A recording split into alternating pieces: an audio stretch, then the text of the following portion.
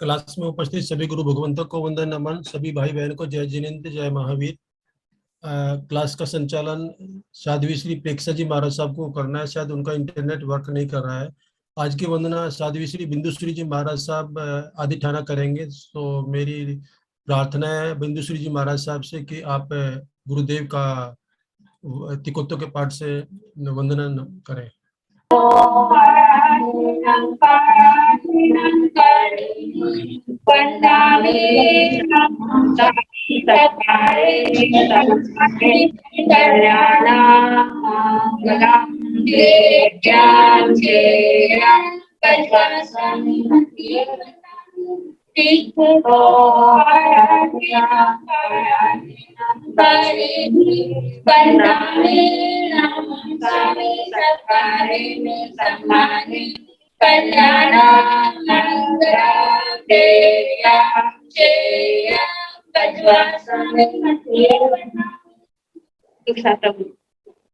सुख साता है आप सबके।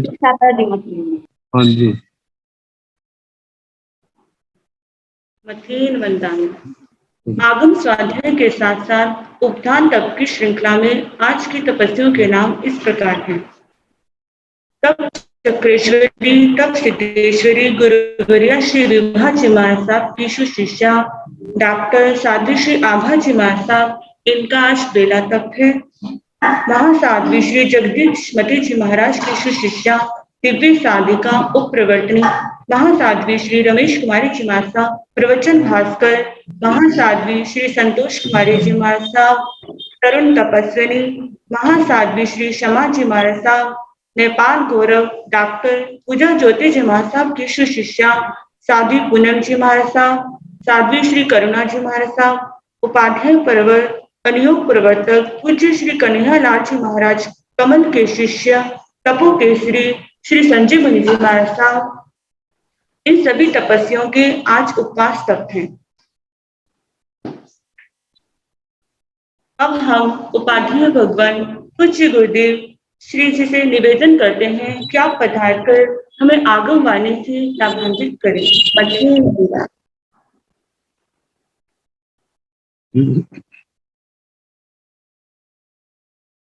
नमो अरिहंताण, नमो सिद्धाण, नमो आर्याण, नमो ओवंध्यायाण, नमो लोये साहुण, ऐसो पंच नमोकारो सब पापनाशनो मंगलानंत संदेशे परमं हवै मंगलम। जिन शासन जिन वाणी सदा जयवंत हो, श्रमण संग सदा अविचल मंगल हो। मुक्ति को प्राप्त श्रमण भगवान महावीर स्वामी, उनकी परम पावन कल्याणी भागवती वाणी वाचक प्रमुख श्री इंदर भूति गौतम आदि गणधर भगवान योग प्रधानाचारी परम पूज्य श्री सुधर्मा स्वामी जी महाराज, उनकी परम पावन पाद परंपरा वर्तमान आचार्य ज्ञान योगी परम पूज्य श्री शिव मुनि जी महाराज एवं गुरुजन सबके पावन चरण सरोजों में मेरा अनंत अनंत बार वंदना नमस्कार। आगम परिषद में विराजमान वरिष्ठ मुनिराज, अन्य मुनिवृंद, परम आदरणीय भगवती स्वरूपा महासाध्विया जी, कल्प सूत्र की वाचना प्रारंभ है। कल भगवान का घोर अभिग्रह आर्या, देखा जाए तो राजकुमारी कैसी परिस्थितियां आई।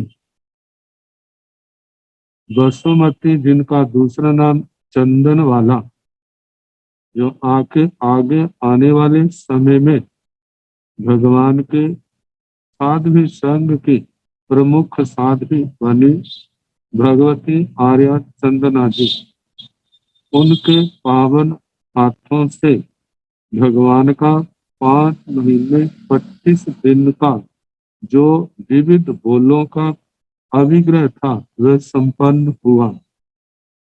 5 दिव्य प्रकट हुए जो सारा सुनाया था।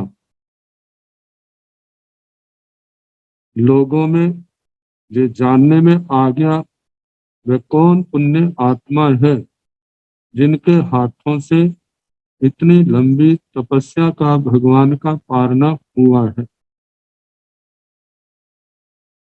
दधिवाहन राजा जो युद्ध में पराजित हो गए थे, राज्य छोड़ के चले गए थे, शतानिक राजा के द्वारा पुनः उनको राज्य दे दिया गया। जब तक भगवान को केवल ज्ञान नहीं होता तब तक उनके मासी जी, जिनका 16 सतियों में नाम आता है मृगावती जी, उनके पास आर्य चंदन वाला जी उनके पास रही हैं और भगवान के केवल ज्ञान के पश्चात उनकी दीक्षा हुई है। तो पारने के पश्चात भगवान ने वहां से विहार कर दिया। विहार करने के पश्चात कहते एक बार त्रिंबिका ग्राम में जब भगवान विराजमान थे तो उस समय स्वधर्मेंद्र महाराज आए। भक्ति भावना से उसने नाना प्रकार के नाटक दिखा करके और निवेदन किया, भगवान इतने दिनों के बाद आप श्री के केवल ज्ञान की उत्पत्ति होगी, केवल ज्ञान आपकी आत्मा में प्रकट हो जाएगा। मेंढिक ग्राम में वहां से विहार करके, त्रिंबिका ग्राम से विहार करके भगवान मेंढिक ग्राम में पधारे। वहां पर समरेंद्र महाराज उन्होंने भगवान को सुख साता पूछी। जैसे कहा जाता है जत्तावे जव निजंग चवे, भगवान आपकी यात्रा सकुशल है, आपका यापनीय सकुशल है। इस प्रकार भगवान से उनकी सुख साता पूछी। तो ऐसे विहार करते करते एक समय ऐसा आया, छन्न माणी मध्यम पापा, मध्यम अपापा और उसके बाद छन्न माणी ग्राम में भगवान ध्यान में स्थित थे। पूर्व जन्म का त्रिपृष्ठ भव का बांधा हुआ अत्यंत जटिल कठोर कर्म उदय में आ गया। क्या निमित्त बना? जब भगवान ध्यान में स्थित थे उस समय एक गवाला अपने पशुओं को लेकर के उस स्थान पर आया और कहने लगा, आपने मेरे पशुओं को देखना, मैं कुछ समय के पश्चात वापिस आ रहा हूं। किराया करके ग्रामों में ऐसा होता ही है। कोई आसपास व्यक्ति हो तो उनको निवेदन कर देते हैं कि आपने मेरे इन पशुओं का ध्यान रखना, मैं अपना काम करके आता हूँ। एक दूसरे का ऐसे काम करते ही हैं लोग। लेकिन भगवान तो इन सब बातों से मुक्त थे, लेकिन गवाले को इन बातों का क्या बोध था। वह चला गया और इतने में वो पशु जो है जंगल में चरने के लिए चले गए। और थोड़ी देर बाद जब वो गवाला आया तो उसने देखा पशु नहीं है। भगवान वैसे ध्यान में स्थित थे। पूछा, मेरे पशु कहाँ गए? भगवान मौन में रहे, उन्होंने कोई उत्तर नहीं दिया। जब कोई उत्तर नहीं दिया तो क्रोध आ गया, मेरी बात का उत्तर क्यों नहीं देता? निमित्त तो छोटा है लेकिन पूर्व जन्म का जो बंधा हुआ कर्म है वह महाप्रबल है। जैसे उस त्रिपृष्ठ के भव में जब उस शैया पालक का निमित्त तो था गुस्से का, लेकिन वो बहुत छोटा था, लेकिन उसके बदले जो सजा दी गई वह बहुत ज्यादा थी। इसी प्रकार जहां पर भी निमित्त छोटा है, लेकिन वो कर्म जो है पूर्व जन्म का वह प्रगाढ़ होने के कारण से एकदम ऐसा क्रोध आया, जिसको हम कह सकते हैं अनंतानुबंधी श्रेणी का क्रोध। और उसी समय कट नाम का कोई वृक्ष है, मजबूत लकड़ी होगी उसकी, और उसकी सिलाइयां लेकर के भगवान के कानों में उन्होंने डाल दी, और ऐसी डाली है दोनों साइडों में कि आपस में एक दूसरे का वो स्पर्श करने लग पड़ी।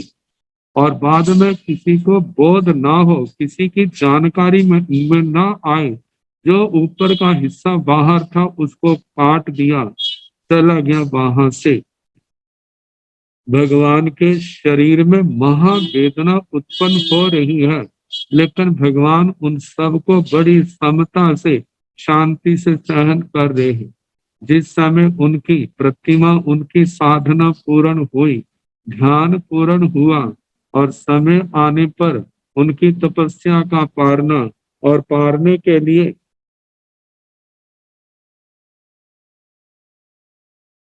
पास वाला गांव है मध्यम पापा, मध्यम अपापा। पुराने जमाने में पहले इसका नाम अपापा, जिसका प्राकृत रूप अपावा बनता है। लेकिन जब इसी स्थान पर भगवान का निर्वाण हुआ, तो उस समय लोगों ने इसका अ हटा दिया, कहा जे नगरी कैसी है, इसने हमारे भगवान को हमारे से छीन दिया, तो उसका नाम पापा पड़ गया। पापा का ही प्राकृत रूप जो है पावा बन जाता है। तो वहां पधारे, भिक्षा के लिए भ्रमण करते करते सिद्धार्थ सेठ के घर में आए। तो कहा जाता है उस समय सिद्धार्थ सेठ उनके पास एक कोई बहुत बड़े वैद्य जिनका नाम खरक था, उनसे वार्तालाप कर रहे थे। और वार्तालाप में उस समय प्रतिभा संपन्न उस वैद्य ने अपनी योग्यता से भगवान के शारीरिक लक्षणों को देख करके, कितना सुंदर सुडौल तन है, लेकिन इनके शरीर में कोई वेदना है, बड़े ध्यान से देखा तो कहा कानों में, वो देखने से पता चला इनके कानों में तकलीफ है।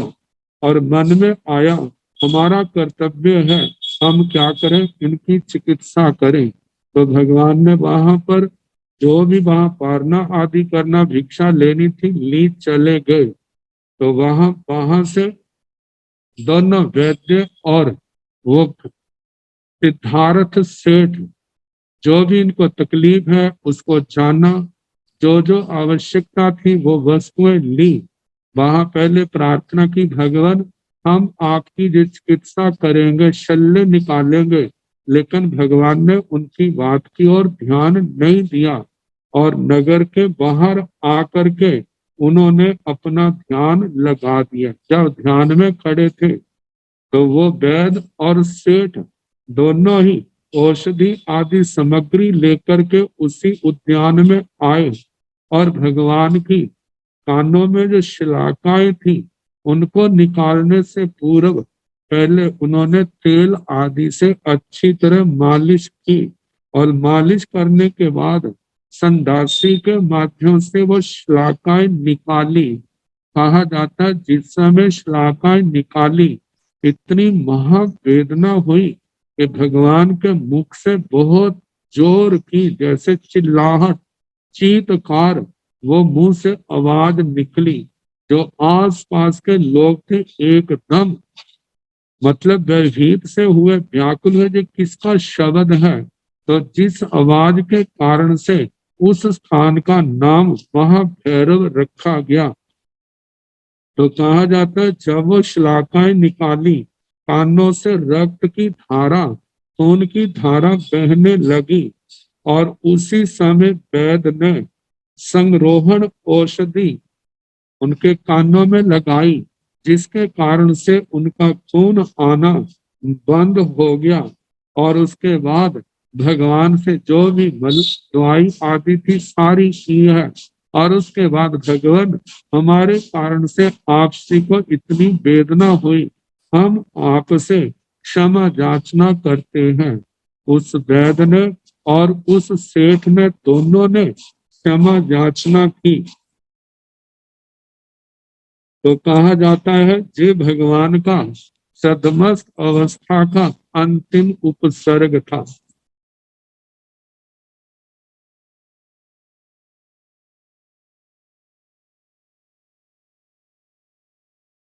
परम गति कैसी है? देखो, भगवान के उपसर्गों का वर्णन करते हुए ग्रंथकार कह रहे हैं कि 3 श्रेणियां भगवान के उपसर्गों की हो जाती हैं, जघन्य, मध्यम और उत्कृष्ट। जघन्य जो उपसर्ग हैं, उन उपसर्गों में सबसे बड़ा जो उपसर्ग था वह पूतना का था, जो पूर्व जन्म में त्रिपृष्ठ वासुदेव के रूप के भाव में वह उनकी अर्धांगिनी पत्नी थी। उसने उपसर्ग दिया, वह जघन्य उपसर्गों में उत्कृष्ट था। मध्यम उपसर्ग जो थे, उनमें जो उत्कृष्ट उपसर्ग है वह संगम देवता के द्वारा जो काल चक्कर भगवान के ऊपर फेंका था, जिसके दबाव से भगवान जो है घुटनों तक उनका शरीर जमीन में धंस गया था। और उत्कृष्ट उपसर्गों में जो कानों में से जो कीलें जो उनकी खींची गई है, उस समय जो वेदना हुई थी वह उत्कृष्ट उपसर्गों में सबसे ज्यादा था।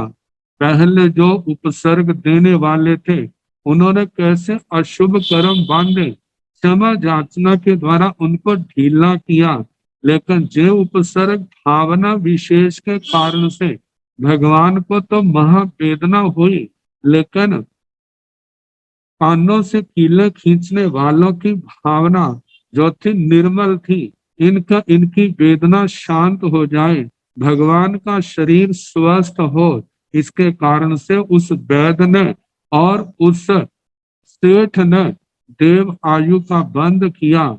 लेकिन जो ग्वाला था, ग्वाले के संबंध में कहा जाता है उसने 7वीं नरक की आयु का बंद किया। तो इस प्रकार जे भगवान के उपसर्गों का वर्णन हुआ।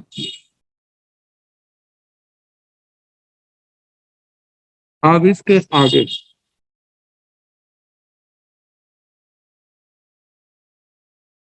सामने भगवान महावीर साई रेगाई द्वालस वासाई निचंग बोसठ काय चियत देह जे कई उपसर्गा उपजंती तंग जहा दीपावा मानुसावा तिरिक जोनियावा अणु लोमावा पड़ी लोमावा ते उपन्ने सम्मं सहाई थमाई तीतिखाई आही जा सेई।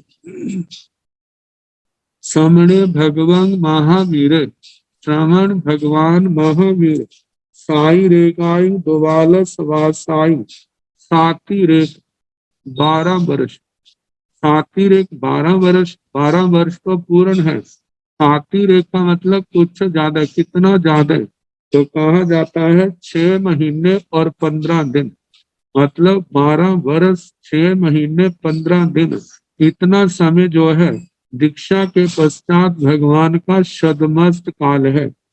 तो इतने समय तक निचंग वो सठ काय, निचंग का मतलब सदा, भगवान अपने शरीर के प्रति कैसी भावना के रहते थे, वो सठ काय द्योत श्रेष्ठ काया, मतलब शरीर से बिल्कुल निरपेक्ष भाव।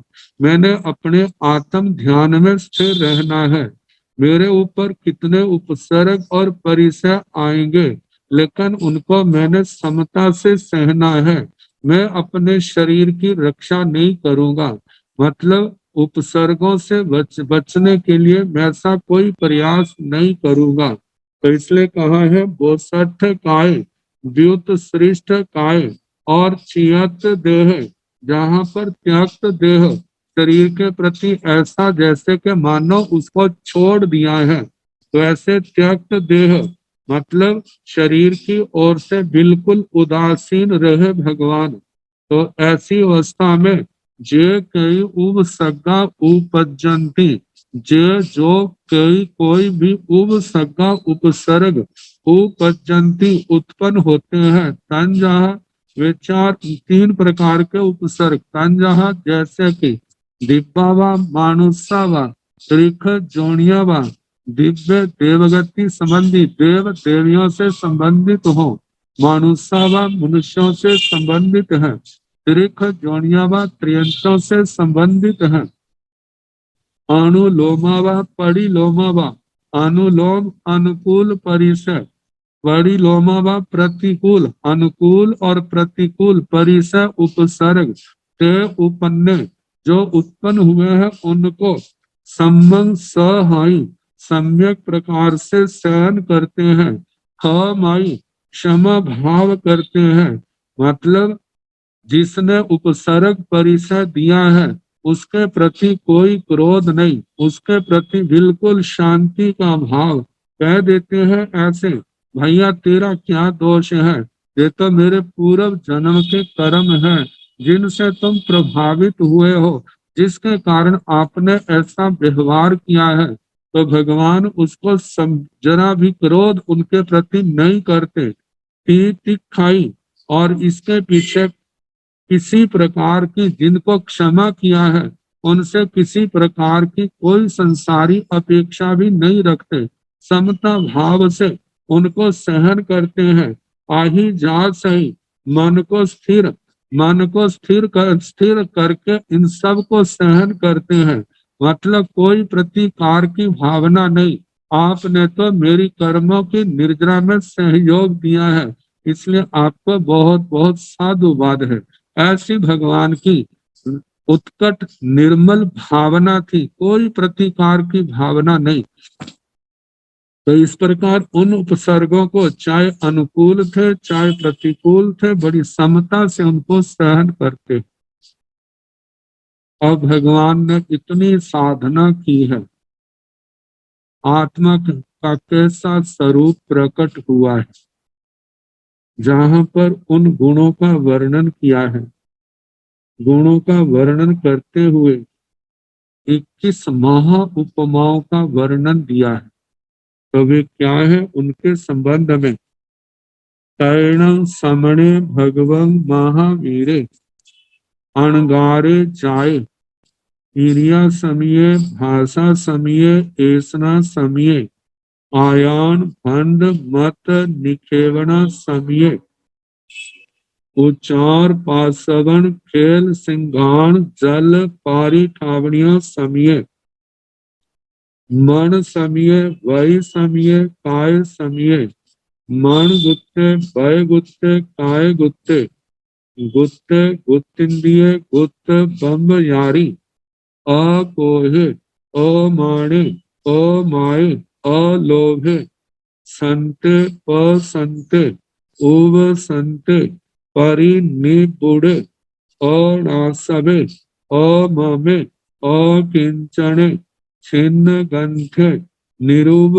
लेवे कंस पाई इव मुक तोये शंख इव निरंजने जीव इव अपड़ी हय गई गगनं इव निरालंबने वायु रिव अपरिबद्धे साराय सलिलं व शुद्ध हियाय उखर पतंग व निरुब लेवे कुम्मो एव गुत्तिंदिये अग्नि विषाणं व एग जाय विहग एव विप मुक्के भारुंड पक्षी व अपमत्ते कुंजरो इव सोंडीरे बसवो इव जाय थामे सिंहो इव दूधरी से मंदरो इव अपकंपे सागरो इव गंभीर चंदो इव सोमलेसे सूरो इव दित्ते जच कणगं विव व जाय रूबे वसुंधरा एव सव पास विसहे सुहूय हुयासने एव तेसा जलन्ति। ये शास्त्र का पाठ ऐसा ही है, हर समय मुमुक्षु आत्मा को अपने ध्यान में रखने का। ऐसा जो एक प्रकार का आदर्श हमने अपनी आत्मा को कैसे बनाना, जैसे भगवान का जो स्वरूप है ऐसा ही स्वरूप हमारे अंदर प्रकट होना चाहिए। और जो हम शल्यों से मुक्त होकर के साधना करते हैं, देखा जाए तो उसका अंतिम परिणामों में से जो है उनमें ये भी है कि ये सारे गुण आत्मा के अंदर प्रकट होते हैं। तो ऐसे पाठ जो है सदा स्मरणीय है, उत्तम है, मंगलिक है, श्रेष्ठ है। वैसे तो सारा आगम कल्याणकारी है, मंगलिक है, लेकिन ऐसे पाठ विशेष करके हैं। तो अब हम इनका अर्थ देखते हैं। तो कहा है तैण समणे भगवान महावीर, तैण तदनंतर समणे भगवान महावीर, रमन भगवान महावीर अणगारे जाए, अणगारे जाए, अणगार जिनका अपना कोई घर नहीं, ऐसे जाए हो गए।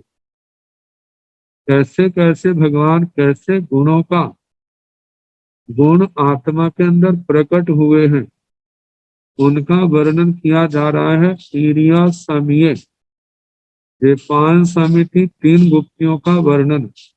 ईरिया समीय, ईरिया समिति वाले मतलब जाना है, आना है, आने जाने वाली क्रियाओं में हर समय उसमें उपयोग विवेक रखने वाले, मतलब ईरिया समिति का सम्यक पालन करने वाले, जिसके भेद आते हैं आलंबन, काल, मार्ग, यत्ना।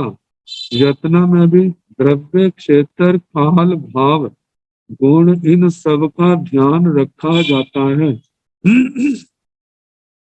तो इस प्रकार ईरिया समिति वाले। दूसरा है भाषा समीय, भाषा समिति से समित, भाषा समिति का सम्यक पालन करने वाले। वैसे तो भगवान सदा मौन रहते हैं, लेकिन जब कभी बोलने का समय आता है तो बड़े हित मित परिमित शब्दों का प्रयोग करते हैं, और ऐसे शब्द जिससे किसी का भी अहित ना हो, जो आत्मा को समाधि देने वाले हैं, ऐसे शब्दों का भगवान प्रयोग करते हैं। तीसरी समिति का वर्णन कहा है ऐसना समीय, ऐसना समिति में मतलब समित सम्यक प्रकार से प्रवृत्त।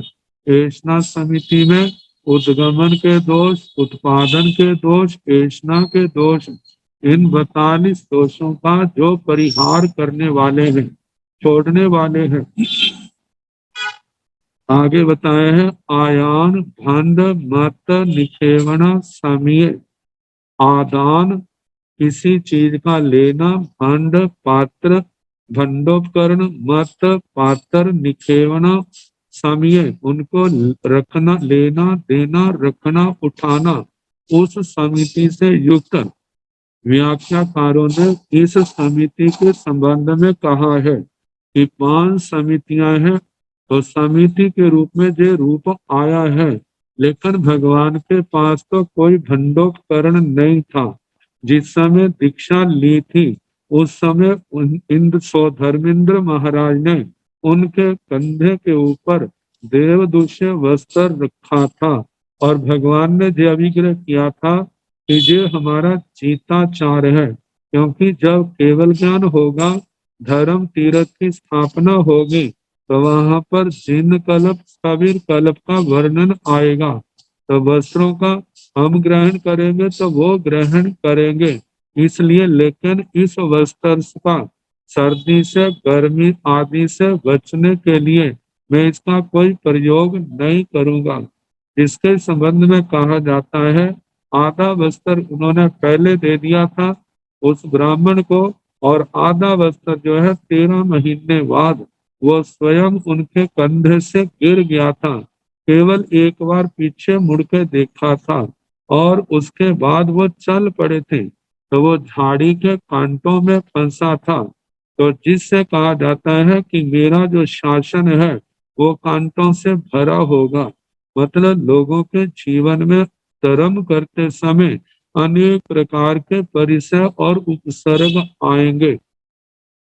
तो इसके अलावा उनके पास कोई भंडोपकरण नहीं था, लेकिन 5 समितियों में जिस समिति आती है इसलिए इसका वर्णन किया है। आगे बताए हैं, उच्चार, पासवन, खेल, सिंघाण, जल, सिंघाण, जल परिठावनिया समय। उच्चार का मतलब है मल, व पासवन का मतलब है प्रश्रवण, जिसको मूत्र कहा जाता है। खेल का मतलब है निष्ठीवन, मतलब के मुंह से जो बलगम निकलती है। सिंघान का मतलब है नासिका से निकली हुई श्लेषम। जल का मतलब देह की मैल। इनका परिठावनिया समय, इनकी परिस्थापनिका, इनका मतलब के पलटना, उनमें समिति वाले थे। वैसे प्राय करके इन दोषों से भगवान का शरीर, भगवान का जीवन इनसे मुक्त था, लेकिन फिर भी मतलब के इसको पूर्ण करने के लिए इस समिति का वर्णन किया है। क्योंकि भगवान के जीवन में कोई बात ना भी हो, लेकिन अन्य साधकों के जीवन में तो होती है, उनको विवेक रखना होता है। तो स्थान पूर्ति के लिए इन शब्दों का जहाँ पर वर्णन किया है। तो आगे बताया है, सिंघाण, जल परिठावनिया समय। आगे मन समय, मन समय का मन समय, वय समय, काय समय। मन मन समिति से युक्त, वचन समिति से युक्त, काय समिति से युक्त, मतलब मन का प्रयोग करना, वचन का प्रयोग करना, काया का प्रयोग करना। देवी समित, समित का मतलब सम्यक प्रवृत्ति करना, मतलब इनके द्वारा किसी प्रकार का कर्म बंद ना हो, इनके द्वारा किसी को किसी प्रकार का मेरे से क्लेश नहीं पहुंचना चाहिए, मेरी क्रिया किसी की समाधि में बाधक ना हो। तो इस प्रकार मन समिति वाले, वचन समिति वाले, काय समिति वाले। आगे बताया है, मन गुत्ते, वय गुत्ते, काय गुत्ते। मन गुत्ते का मतलब मन गुप्त। तो जहां पर भी अशुभ परिणामों से अपने आप को रोकना, मन के अंदर किसी प्रकार के अशुभ परिणाम आने लगते हैं तो भगवान उनको रोक देते हैं। वाणी में किसी प्रकार की स्खलना नहीं, जो संखलना है उनसे वो निवृत्त हो गए हैं। काया के द्वारा भी कोई भी ऐसी स्खलना है तो भगवान उस काया की स्खलना से भी उनके काया की प्रवृत्ति में भी विवेकशील है, किसी प्रकार का अविवेक नहीं है। तो इस प्रकार भगवान मन गुप्ती वाले हैं, वचन गुप्ती वाले, काय गुप्ती वाले। गुप्त, गुप्तिंद्रिय, गुप्त बम्ब जारी। भगवान क्या है? गुप्त है। गुप्त अपनी आत्मा की रक्षा करने वाले, किसी प्रकार के किसी भी दोष का सेवन नहीं करते। तो इसमें आत्मा को पूर्ण रूप से सुरक्षित उन्होंने रखा है। आगे बताया है, बुद्ध इंद्रिय, जिनकी इंद्रियां अपने बस में नहीं है, मतलब भगवान इंद्रियों के अधीन नहीं है, लेकिन इंद्रियां भगवान के अधीन है। इंद्रियों की दृष्टि से भगवान को किसी प्रकार का ऐसा कर्म नहीं जिससे कर्म का बंद होता है। तो इसलिए जहाँ पर भगवान के लिए गुप्त इंद्रिय, जीत इंद्रिय, इस शब्द का प्रयोग हुआ है। आगे बताया है, गुप्त बम्ब जारी। गुप्त बम्ब जारी भगवान ब्रह्मचर्य का पालन है। कैसा है? 9 बाणों सहित है, जिसमें कहा जाता है ऐसे स्थान का सेवन करना जहाँ पर स्त्री का, पशु का, नपुंसक का वास न हो। काम वर्धक, वासना वर्धक कोई कथा नहीं करनी। अंगों पांगों को टकटकी, विपरीत लिंगी के अंगों पांगों को टकटकी लगा करके नहीं देखना। चौथी बात है एक आसन पर नहीं बैठना। पांचवी बात ऐसे स्थान पर नहीं रुकना जहां पर विपरीत लिंगियों के या इनके काम भोगों के शब्द वैसी ध्वनियां सुनाई देती हो। भुक्त भोगों को याद नहीं करना। गृष्ट भोजन भी नहीं करना। रूखा भोजन भी मर्यादा से ज्यादा नहीं करना। आगे बताया है कि विभूषा प्रिय नहीं होना। ऐसी 9 ब्रह्मचर्य की बाड़ों का सम्यक प्रकार से पालन करते हैं। जो आत्मा इनका पालन करता है उसी आत्मा के लिए जो शब्द आता है गुप्त ब्रह्मचारी, मतलब के बाणों सहित ब्रह्मचर्य का पालन करने वाला, अपनी आत्मा की रक्षा करने वाला। आगे बताया है अकोहे। अकोहे का मतलब अकोहे, अमाने, अमाये, अलोहे। जिन्होंने क्रोध को दूर किया है, जिन्होंने अमाने मान को दूर किया है, अमाये जिन्होंने माया को अपने जीवन से निकाल दिया है, अलोभे मतलब जिन्होंने लोभ को भी जीत लिया है, अकषाय भाव को प्राप्त हुए हैं। आगे बताए हैं संते पसंते उब संते।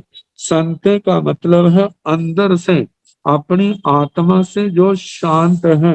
आगे बताया पसंते बाहर के लक्षणों से भी क्या है, शांत है। कितने लोग होते हैं अंदर से तो शांत होते हैं लेकिन बाहर से शांत नहीं होते। कितने लोग बाहर से शांत होते हैं लेकिन अंदर से शांत नहीं होते। लेकिन भगवान अंदर से भी शांत थे, अंदर से शांत है। इस बात को संत शांत शब्द से कहा है। भगवान बाहर से भी शांत थे। इस बात को संते प्रशांत शब्द से कहा है। आगे बताए उब संते। उब संते का मतलब भगवान अंदर से भी शांत थे, बाहर से भी शांत थे। इस बात को बताने के लिए तीसरा शब्द दिया है उब संते। आगे बताया है ऐसा होने से क्या हुआ, परिनिर्वृत्त। भगवान परिनिर्वृत्त थे। परिनिर्वृत्त का मतलब समस्त संतापों से रहित थे। भगवान के जीवन में किसी प्रकार का क्लेश नहीं था, किसी प्रकार की असमाधि नहीं थी। इतने परिचय उपसर्ग आए उनको उनके उनके सामने जब वो आए तो आत्मा में किसी प्रकार का संताप, किसी प्रकार की असमाधि नहीं थी। इतनी बार व्यक्ति सोच लेता है अरे वहां तो उस पहले तो साधु जीवन से पहले तो मैं बड़ा सुखी था, साधु जीवन के बाद कितने परिसर उपसर्ग आ रहे हैं, ये तो दुखों से घिर गया हो, इससे तो पहले ही अच्छा था। लेकिन भगवान के जीवन ज्ञान से जगमगाता होने के कारण से ऐसे जरा भी भाव भगवान के अंदर नहीं आते थे, क्योंकि वो जानते थे कि मैंने जो संयम जीवन दिया है, ये सारे कर्मों की उदीरना के लिए, उदीरना के माध्यम से जो अंदर आत्मा में बैठे हुए बंधे हुए कर्म है उनको उदीरना से उधेड़ना, समय से पहले उदय में लाना और ला करके उनकी निर्जना करना। तो ये तो मैंने स्वयं कर रहा हूँ। जब तक इनको उदय में ला करके समाप्त नहीं करूंगा, भोगूंगा नहीं, तो इनसे छुटकारा कैसे होगा। तो इतने दुखों में तकलीफों में भी भगवान समाधि के अंदर रहते थे। उनके किसी प्रकार का कोई संताप क्लेश और समाधि नहीं थी। आगे बताया है अनाश्रवे। अनाश्रय का मतलब अनाश्रव, न आश्रव, जिनके जीवन में आश्रव स्थान नहीं थे। आश्रव स्थानों में जैसे कि मिथ्यात्व, अविरति, प्रमाद, कषाय, अशुभ योग जो कर्म बंध के कारण है ऐसे नहीं थे। भगवान के जीवन में धर्म योग थे जिससे संबर और निद्रा होती थी। प्राणातिपात, मृषावाद, अदत्तादान, मैथुन, परिग्रह, इनसे भी भगवान मुक्त थे। पांचों इंद्रियां अपने वश में थी, इसलिए इंद्रियों से संबंधित आश्रम स्थान भी उनके रुके हुए थे। मन वचन काया वो उनके वश में थे, इसलिए मन वचन काया से होने वाला जो आश्रम था वो स्थान भी क्या है, बंद है। आगे भंडोपकरण सूची कुशागर मात्र आदि ये वस्तुओं का लेना देना आदि है, इनसे भी भगवान मुक्त थे।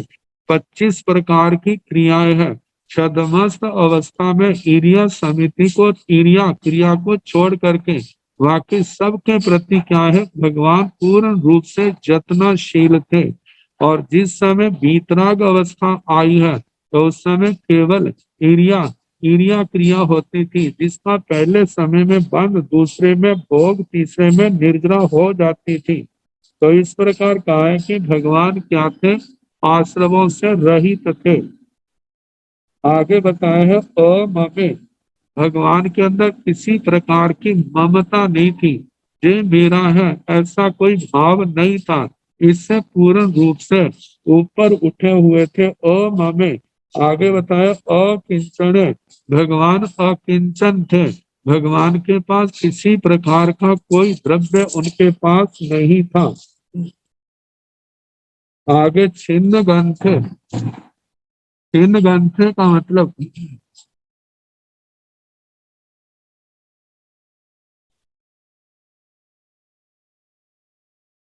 छिन्न ग्रंथ है, जिनका मतलब छिन्न भिन्न हो गया है, दूर हो गया है। कौन? ग्रंथ, ग्रंथ का मतलब हिरण्य, हिरण्य आदि, हिरण्य है, सुवर्ण है, ऐसी जो चीजें हैं उनसे बिल्कुल भगवान मुक्त थे। आगे बताया है निरुब लेवे, निरुब लेवे का मतलब भगवान के किसी प्रकार का लेप नहीं था। वो लेप कैसा है? द्रव्य भाव से दो प्रकार का है, द्रव्य से मल और भाव से मल, ये दूर हो गए थे। द्रव्य मल क्या है? वह शरीर के अंदर पैदा होने वाली मैल जो है वो भगवान के नहीं थी। भाव मल क्या है? जो कषायों के कारण, राग द्वेष के कारण होने वाली जो कर्मों का बंधन है, उससे भी भगवान क्या थे? मुक्त थे। तो इस प्रकार मतलब के निरूपलेप, द्रव्य भाव मल से रहित थे।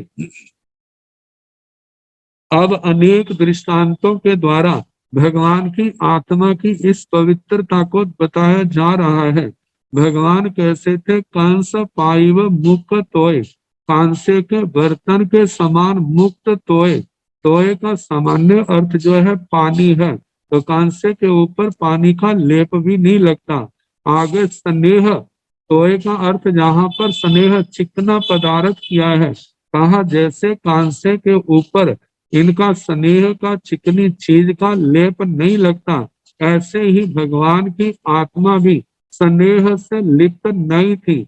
ये मेरा है, ये मेरे प्रति अनुराग रखता है। भगवान का उसके प्रति अनुराग हो ऐसा नहीं, किसी से लगाव नहीं था। दूसरा जो 21 उपमाएं बताई थी उनका वर्णन किया है। पहली उपमा है कांस कांसे के पात्र की, दूसरी है शंखो इव निरंजने, जैसे शंख होता है, शंख के समान भगवान निरंजन थे। कहा जाता है शंख का रंग जो है सफेद है, उसके सामने किसी प्रकार किसी भी वर्ण का रंग का पात्र वस्तु आए, जब उसका प्रतिबिंब उसके अंदर पड़ता है तो उसका रंग अपने प्रतिबिंब में वो रंग नहीं आता जो उस वस्तु का होता है, वह रंग जो है सफेद ही होता है प्रतिबिंब का। तो कहा जाता है ऐसे ही भगवान संसार के अंदर अनेक प्रकार के दृश्य देखते हैं। जैसे शंख जो है उन पदार्थों के वर्ण से प्रभावित नहीं होता, ऐसे भगवान दृष्टि में आने वाले अनेक प्रसंगों से निर्लिप्त रहते हैं, उनसे प्रभावित नहीं होते, निरंजन है। आगे बताया जैसे अंजन जो है, अंजन काली धातु है, निरंजन मतलब जो काली नहीं है। तो कहा जाता है जैसे शीशे के अंदर जिस भी रंग की वस्तु हो वैसा ही प्रतिबिंब होता है, लेकिन शंख है उसके अंदर वो वैसा रंग नहीं आता। इसी प्रकार भगवान भी संसार के पदार्थों से किसी प्रकार से प्रभावित नहीं होते। आगे बताया है चीरे इव अपड़ी है गई, भगवान के जीव के समान अप्रतिहत गति वाले हैं। जैसे जीव जो है, जिस समय उसकी जीव की मृत्यु होती है, प्राण शरीर को छोड़ता है, दूसरा भव ग्रहण करने के लिए जाता है, तो रास्ते में उसकी गति को कोई भी रोकने वाला नहीं। चाहे दीवार हो, चाहे पहाड़ हो, चाहे कैसी पत्थर की शिलाएं क्यों ना हो, चाहे नरकों की पृथ्वियां हैं, चाहे घनवात तनुवात आदि है, घनोदधि है, चाहे देवलोकों की पृथ्वियां हैं, कोई भी उस जीव की गति को रोक नहीं सकता। इसी प्रकार भगवान भी क्या थे? सर्वत्र अस्खलित, मतलब अस्खलित विहार करने वाले थे। कोई किसी चीज से वो प्रभावित नहीं होते थे।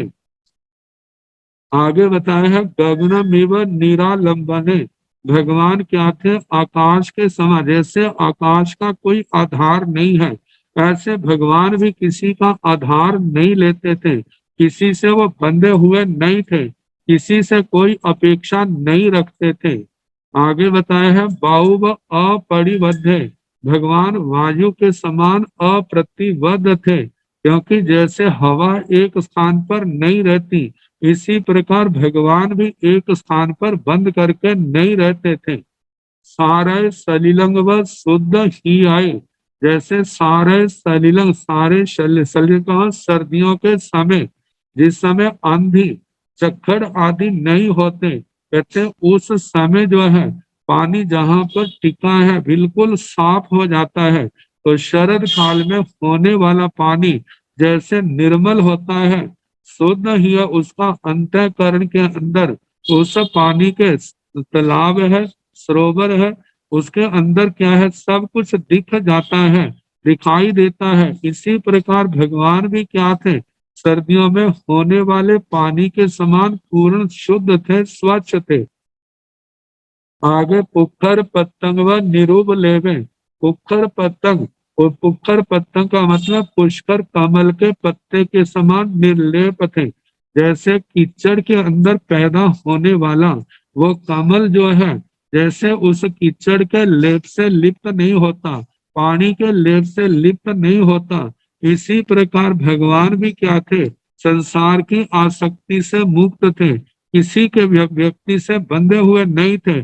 संसार के कैसे भी पदार्थ क्यों ना आए, वे उनसे प्रभावित नहीं होते थे। आगे बताया है कुम्भो इव गुप्त इंद्रिय, भगवान कछुआ के समान गुप्त इंद्रिय थे।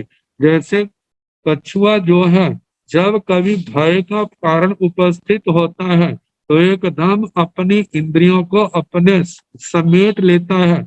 इसी प्रकार जब भगवान के कभी ऐसा समय आता तो भगवान की भी जैसे कछुआ अपनी इंद्रियों को समेट लेता है, ऐसे कोई प्रसंग आते तो भगवान भी अपनी इंद्रियों को समेट लेते हैं, उन विषयों की ओर नहीं जाते जो आत्मा को प्रभावित करते हैं। तो इस प्रकार कछुआ के समान भगवान जितेंद्रिय थे। आगे भी खग्गी विषाणंग एक जाए, खग्गी विषाण, खग्गी का मतलब गैंडे के लिए आता है।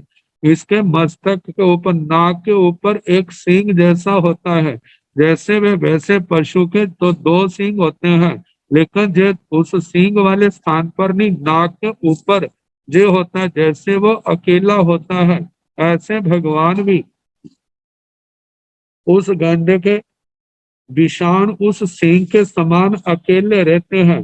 अकेले का मतलब दो प्रकार से कहा है, एक भाव से, द्रव्य से। भाव से द्रव्य तो अकेला ऐसे है राग राग द्वेष आदि से रहित, कषायों से, विकारों से मुक्त, इस दृष्टि से अकेले हैं। और दूसरा है सहाय के बिना, वे किसी का सहयोग नहीं लेते, साधना में उन्होंने किसी का सहयोग नहीं लिया, इसलिए वो क्या है? अकेले हैं।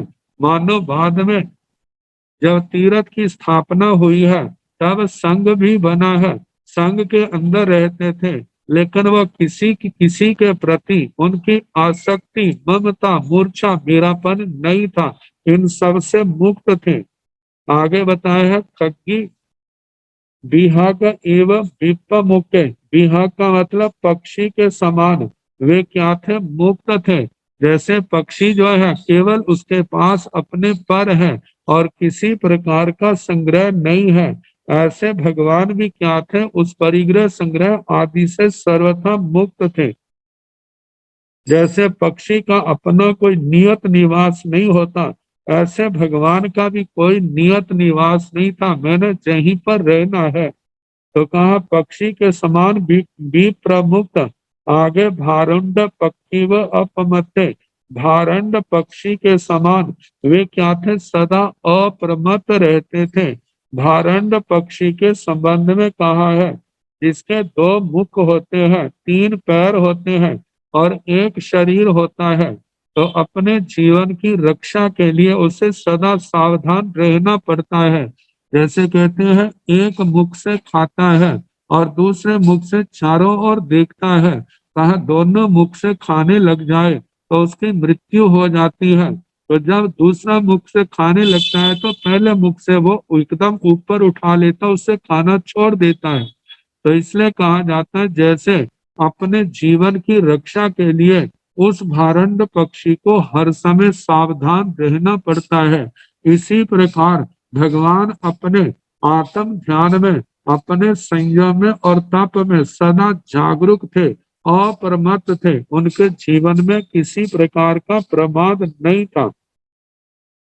आगे कुंजरो इव सौंडीरे, कुंजरो मतलब हाथी के समान, शौंडीर, शौंडीर का मतलब शूरवीर थे। जहां पर भगवान ने अपना पराक्रम कहाँ पर योग किया? जहां कर्म शत्रुओं को दूर करने के लिए, परिसय और उपसर्गों को समता से सहने के लिए उन्होंने अपने बल पराक्रम का प्रयोग किया। तो कहा जे बल पराक्रम मतलब विषमता में नहीं जाना, कषायों के विकारों के अधीन नहीं होना, अपने स्वरूप में स्थित रहना। परिस्थितियां तो अपने स्वरूप से विचलित करने का प्रयास करती है, लेकिन भगवान अपने स्वरूप से, अपने मार्ग से अंश मात्र भी विचलित नहीं होते थे। इसलिए कहा जाता है वो कुंजर हाथी के समान शूरवीर थे। बसव इव जाय थामे, बसव का मतलब वृषभ, वृषभ के समान वे क्या थे? जात स्थाम मतलब पराक्रमी थे, अपना कार्य करने में समर्थ थे। अब इसके आगे और उपमाएं आएंगी, उनका फिर कल जैसे अवसर होगा इनका वर्णन किया जाएगा। नमो अरिहंताण, नमो सिद्धाण, नमो आयर्याण, नमो उवधायाण, नमो लोये संसाहुण, एसो पंच नमोकारो सब पावपणासनो मंगलान सिंह परमं हवै मंगलम। श्री चतारि मंगलम हरिहंता मंगलम सिद्धा मंगलम साहु केवली धम्मो मंगलम। चतारि लोकोत्तमारि हंता लोकोत्तमा सिद्धा लोकोत्तमा साहु लोकोत्तमा केवली धम्मो लोकोत्तमो। चतारि शरणं प्रवज्जामि अरिहन्ते शरणं प्रवज्जामि सिद्धे शरणं प्रवज्जामि साहु शरणं प्रवज्जामि केवले धम्मं शरणं प्रवज्जामि।